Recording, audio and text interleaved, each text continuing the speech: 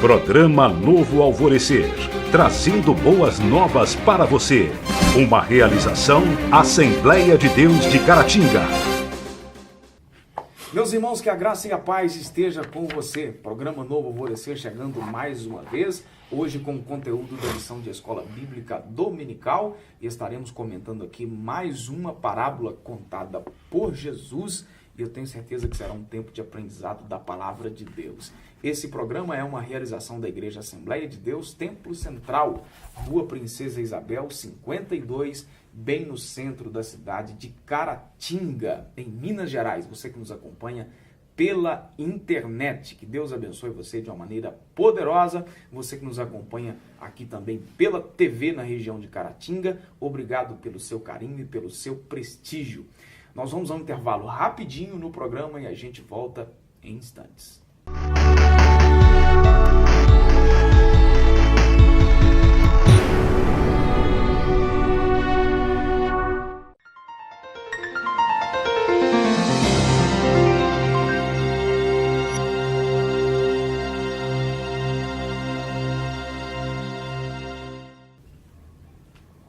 Continuando o programa Novo Alvorecer de hoje, comigo aqui no estúdio o pastor Odair José mais uma vez e também o Joás, que é professor da Escola Bíblica Dominical aqui no nosso Templo Central. Bem-vindos, senhores, mais uma vez. Muito obrigado.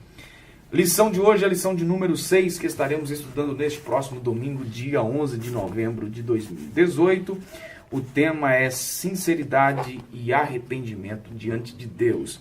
Texto áureo da nossa lição é Mateus capítulo 23, versículo 12, que diz: "E o que a si mesmo se exaltar será humilhado, e o que a si mesmo se humilhar será exaltado." A verdade prática da nossa lição de hoje, que é o resumo da lição em uma única frase, diz que o cuidado com o orgulho e a arrogância espiritual, pois ambos são pecados perante Deus e devem ser confessados e abandonados. Então, preciso que haja esse cuidado. O texto que nós estaremos trabalhando é Lucas capítulo 18, do versículo 9 até o versículo 14. Mesmo você que é familiarizado com o texto, eu recomendo que você faça a leitura novamente, né? A repetição ela é didática. Quanto mais você repete, você vai tendo condição de captar melhor o ensino do texto. Animado então, senhores? Bora. Vamos lá? Bora. Dando início aí na introdução do assunto aqui, conforme palavras do comentarista, a parábola do fariseu, talvez, né, do fariseu e do publicano, seja uma das mais conhecidas. Ela mostra que a dependência humilde diante de Deus, em vez da justiça própria, é a base para a resposta de oração. Muitas pessoas acreditam que Deus deve responder suas orações com base naquilo que elas fazem para Ele. Quando oramos a Deus, devemos confiar em quem Ele é e não em nós mesmos. Vamos lá, Odair. Já pensou se nós confiássemos em nós exclusivamente? Você não acha que tem gente que acaba confiando em si mesmo? Eu não acho, nós temos certeza disso, né? Infelizmente é algo mais comum do que a gente pensa, né? A gente que está, nós podemos dizer que nós estamos na igreja quase todos os dias, de vez em quando a gente ouve orações que estão colocando em questão o que a pessoa fez, os méritos, né, que ela supostamente teria diante de Deus. Na realidade, estão fazendo uma oração hipócrita, né? Triste, né? Muito triste isso, mas é muito verdadeiro, exatamente por não examinar com cuidado essa parábola. Paulo falou diferente, né? Que nós éramos pecadores, não havia nada de bom em nós. Nada, exatamente nada. E aí, Joás? É muito triste, por quê? Porque você está diante de um Deus que criou todas as coisas, criou o universo, criou tudo que existe, tudo que está à nossa vista, o que está além da nossa vista. Aí você está diante dessa grandeza toda e o seu foco está em você. Já pensou? Que absurdo. Né? É como se o sujeito tivesse... Não, toda a perfeição de Deus foi lançada sobre mim. Eu sou... Triste, né? Muito triste. Complicado. Então vamos lá, para nós começarmos a interpretação aí da parábola. Estamos diante, então, dessa parábola, ou seja, uma comparação entre dois personagens opostos. Sim. Os dois personagens, o fariseu e o publicano, a ação totalmente oposta de um e de outro. Né? Vamos primeiro aqui fazer uma distinção entre o fariseu e depois do publicano, e vamos em seguida para a oração. O fariseu, pertencente a uma das principais seitas dos judeus, muito mais numerosa do que a dos saduceus, que era também um outro grupo grande, né, dentro do judaísmo. Essa classe de pessoas eram identificadas porque não somente se separavam uns dos outros, mas também dos outros judeus. Era basicamente um grupo religioso político, né, Joás? Fariseu vem de uma raiz hebraica que é parash, né, que é separar. E eles se nomearam assim porque eles se julgavam mesmo uma classe especial. Uma classe superior, de melhor, né? Se separava de todas as outras. Então era... E significa interpretar também, né, da onde vem a palavra parashá, porção, né? Os judeus leem a Bíblia em porções, né? Então está muito ligado à questão da interpretação bíblica também. Eles se acham separados, superiores, né, às outras classes, não só como pessoas, né, no seu modo de agir e tudo mais, mas também como intérpretes da lei. Eles acham que a sua interpretação é muito superior às outras, né? Então, não é à toa que hoje, por causa de Cristo até, fariseu é sinônimo de hipócrita, né? Jesus chamou eles de hipócrita inúmeras vezes. Né? Isso não significa que o que eles ensinavam estava errado, né? Não necessariamente. O problema não era o ensino deles, o problema era o comportamento. Jesus chegou a elogiar muitos dos ensinos deles, né? Jesus chegou a dizer, faz o que eles ensinam, mas não faz o que eles fazem, né? Jesus chegou a dizer algo desse tipo, né? Sim. Então a conduta deles, o modo de agir deles era reprovável, mas o ensinamento nem tanto, né? Jesus disse uma vez que eles ensinavam aos outros aquilo que eles não estavam dispostos a mover um dedo para fazer aquilo que eles ensinavam. Então o problema não estava no ensinamento, o problema estava no comportamento. A psicologia explica bem isso, né? Aquilo que o conceito mais foca, aquilo que ele mais, no português bem claro, aquilo que ele mais bate, né, na questão, provavelmente é a fraqueza dele, né? Então é o que acontecia aqui. Cria-se uma porta tão estreita, que está tão estreita que eu não vou conseguir passar, e ele não consegue realmente. Então, esse grupo de pessoas, e na realidade, quem os via, né, os via com um grande respeito. Jesus teve coragem, com autoridade, para reprovar a ação deles, mas eles eram vistos diante da sociedade, tanto que, aí comparando o fariseu com o publicano, nós vamos entender depois que o publicano nem teve coragem de se achegar aonde o fariseu estava. Peraí, eu não sou nem digno de chegar perto dele, exatamente por causa da posição que ele está e da que eu estou, né? Ele está lá e eu estou aqui, então... Era uma elite espiritual, né? Sim, os caras eram os caras mesmo. Eles eram, mas... Ainda hoje, há alguém assim? Tem o grupo, né? O grupo que nós conhecemos, né? Os grupos, né? Dentro da igreja, dentro das igrejas, né? Que se julgam superiores, né? Os que mais pregam, os mais cantam, né? Exatamente por se acharem, né? Num nível espiritual elevadíssimo, né? E estão tão ligados, né? Segundo eles, mas não há mudança de conduta. E isso é vazio, né? Quanto ao publicano, geralmente judeus eram cobradores de impostos que trabalhavam para os romanos. Os judeus consideravam os publicanos traidores e apóstatas porque cobravam os impostos da nação opressora, né? Eles eram julgados como pessoas de vil caráter porque alguns acabavam extorquindo grandes quantias de dinheiro do seu próprio povo. Esses camaradas aí eram contratados por Roma, né, pelo Império da época, para cobrar os impostos. Né? E assim, tem os mais famosos aí, Mateus, Zaqueu, né? Eles aparecem em todo o Evangelho. E assim, muitas vezes eles tinham cotas né? Tipo, uma quantia definida para arrecadar. Você tem que arrecadar X, né? É lógico que corrupção não é uma coisa atual, isso é muito antigo, né?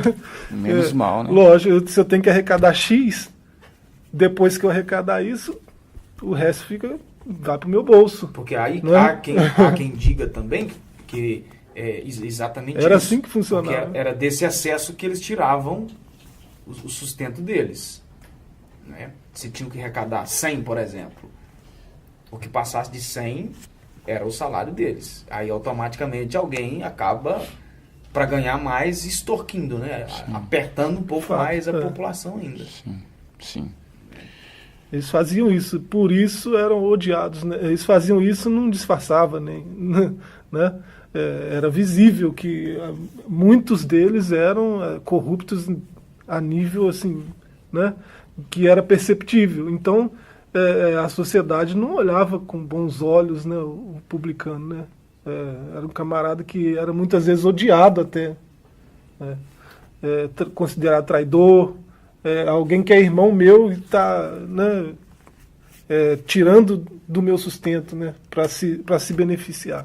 Para a gente fechar aqui agora, em relação à oração, os judeus da cidade de Jerusalém tinham o costume de fazer oração 2 vezes ao dia, costumeiramente, às 9 da manhã e às 3 da tarde. Entretanto, fora desses horários também haviam pessoas orando no templo. O fariseu, como vimos, era tido como um homem que cumpria a lei com rigor exemplar. Por outro lado, o publicano era considerado uma pessoa que vivia em grandes pecados e vícios, sendo mesmo equiparado aos gentios. Essas duas figuras estão orando juntas na mesma hora, no mesmo templo, é o que informa a parábola, porém com objetivos totalmente distintos. Aqui, numa questão, uma indagação. Provavelmente aquele publicano não conseguia ou não seguia as regras da oração, né? Olha, preciso orar tal hora e tal hora. Mas essa oração que Jesus está mostrando aqui fez a total diferença, né? Porque cumprir um conjunto de regras, cumprir um conjunto de regras específicas, não quer dizer que o sujeito esteja ligado totalmente com Deus, né? Exatamente porque a graça, ela é muito... Aliás, não dá para comparar a graça com regras, né? A graça faz o sujeito ser o que Deus quer que ele seja. E nesse contraste dessa oração aqui, está cumprindo toda a regra, colocando em destaque os seus méritos, e o outro chega, vamos dizer que ele entrou pela porta dos fundos, assim, sem poder nem estar ali, ou achando que não poderia estar, e ele coloca em destaque a sua vida de inutilidade comparada à vida do religioso, né? É um contraste muito grande. Agora, o interessante aqui é o fato dele reconhecer a grandeza de Deus, se humilhando. E ao né? mesmo tempo a sua miséria, né? Ele disse assim, olha, para mim não deveria nem estar aqui. Eu não sou merecedor de estar, mas já que eu estou, eu preciso sair daqui com a misericórdia do Senhor. Isso aí. Tá certo, vamos dar uma pausa aqui, rapidinho, você de casa, não sai daí, a gente volta em instantes.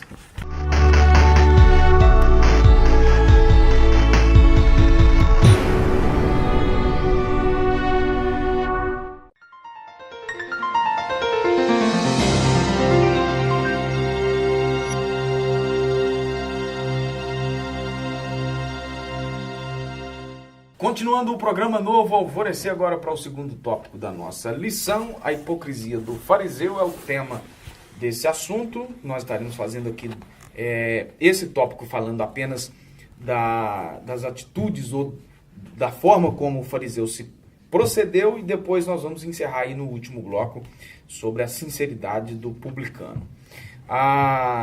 Inicialmente, então, a parábola contada por Jesus se detém na figura do fariseu com o objetivo de dizer como este formulava a sua oração. O fariseu postou-se em local isolado e ali orou, conforme está no versículo 11 do capítulo 18. Ele postou de maneira que chamava atenção e atraía sobre si todos os olhares dos presentes. O fariseu, antes de tudo, agradece a Deus por estar isento dos vícios dos outros homens e, em seguida, porque é rico em obras de caridade. E aí, Joás? Esse cara é separado mesmo, né? Ele é o bom, ele é o diferente, né? Então ele vai para um lugar diferente, né? Isolado. Ele fica em pé, que é para todo mundo ver, né? E faz aquela oração impostada. Muda a voz. Então ele quer ser visto, né? A postura dele é a postura de que todos estão errados, eu estou certo. Todos são ruins, eu sou bom. Né? A postura dele é essa, né? A postura de alguém orgulhoso. Né? Isso, no decorrer da Bíblia, né, você vê que isso nunca dá certo. O cara que se porta desse jeito, o final dele nunca é bom. Né? Basta ser ler Isaías, o que fala, né, do príncipe da Síria lá e tal. Você vê Romanos 12, né, no verso 3, ninguém pense de si mesmo além daquilo que realmente é. Né? Então, você deve se conhecer para não cair nessa armadilha de achar que é melhor do que alguém, né? De achar que é superior. Né? Então, autoconhecimento também é necessário. Né? Então, a postura desse camarada aí é essa postura, de se sentir superior a todos os demais. Todos são ruins, eu sou o único bom. Isso nós vamos ver no tópico seguinte, Adilson. E isso era mais comum do que parecia ser, né? Ou do que deveria ser, né? O cara se colocar numa posição, numa condição de tão grande que ele menospreza os demais, né? Nós ouvimos orações assim ainda hoje, né? Senhor, eu sou teu servo. Eu sou aquele seu servo. Eu sou teu servo, Senhor. O Senhor me conhece, Senhor. Aí, por conhecer exatamente, por Deus nos conhecer, que essa deveria ser a oração que nunca deveria ser feita. Na verdade, o sujeito está orando a Deus, mas o foco não é da Deus. sua fala não é Deus. Não é Deus. A oração comum, né? Vai cair dentro aí do que você está falando. Tudo indica que esse tipo de oração que encontramos no texto, apesar de transparecer arrogante, não era completamente desconhecida. Há relatos na literatura rabínica do judaísmo de que tal comportamento era bem comum. Essa postura aí do sujeito em pé, né, falando de si mesmo, com o foco todo nele, isso aí era comum, né, parece na literatura. Né? Tão comum que creio num cenário assim, ele orando e quando o publicano entra em questão, talvez poderia ter, não exatamente, porque aqui é uma parábola, né? Um fato ocorrido, mas em qualquer outro fariseu que estivesse orando ali, o publicano entenderia, né, a sua condição e o que ele provavelmente oraria. Então isso traz uma inquietação, traz uma humilhação, né, ao publicano, e que ele já sabia o que seria orado ali, né? E aquela oração traria humilhação a ele. Então ele se comporta assim em defesa, né? E ele faz a oração sabendo que o fariseu oraria com arrogância. Né? Era exatamente, o fariseu diz respeito de si mesmo, que ele era verdadeiro, mas o que motivava a orar era completamente errado. Não existe nenhuma consciência do pecado, nem da necessidade, nem da humildade, nem da dependência a Deus. O fariseu quase comete, eu achei essa frase aqui interessante, o fariseu quase comete a loucura de parabenizar a Deus por ter um servo tão excelente como ele. Já pensou? Que chique. O cara fala, Deus, parabéns por ter um servo como eu, já pensou? Só faltou isso aí, né? Na oração desse muito fariseu. íntimo de Deus. Só faltou isso. O triste é o que a gente tem comentado aí. O triste é que isso ainda é comum, né? Essa postura, É o tal do grande servo, né? Você já viu o grande servo? Você é servo, não é grande. O grande é o Senhor, né? E não o servo. Grande homem de Deus. É falta de conhecimento, né? De si mesmo, das suas próprias fraquezas. Né? Que o sujeito que se conhece, ele sabe que ele né? Não é grande coisa. Qualquer um que se conheça sabe que não é grande coisa. É lógico que tem os seus méritos, tem as suas conquistas, as suas vitórias, mas você olha para o geral, a humanidade o ser humano é um ser decaído, né? É um ser fraco. Então o sujeito que se conhece, ele não vai cair nessa armadilha aí de achar que é muito bom, que é muito grande, que é melhor que todos. Verdade. Certo. Nós conhecemos uma oração de alguém em evidência que oravam, se ele ora ainda, né? Senhor, se eu tenho crédito no céu. Não, engraçado que nós só temos débito, né? Se eu tenho crédito contigo no céu, faz tal coisa. Rapaz, o dia que eu ouvi essa oração, eu falei, esse cara é muito bom. Tá certo. Certo, finalizando aqui o bloco, né? Nós vamos voltar rapidinho em instantes, não sai daí.